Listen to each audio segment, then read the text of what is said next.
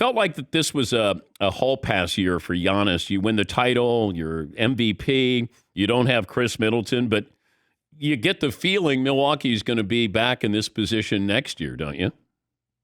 Yeah, I agree. When a team goes out, you start to do these postmortems on them. And in those moments, you're often looking at worst case scenarios where it's like, all right, well, they lost in the second round.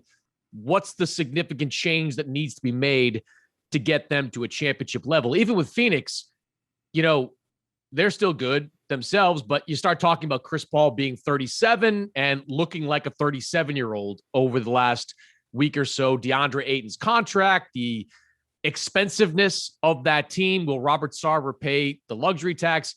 With Milwaukee, it really is just kind of get Chris Middleton back in the mix and make a few changes around the periphery. Now, I think the Dante DiVincenzo trade really hurt that team in this series. They could have used DiVincenzo. I understand why they made the deal a few months ago.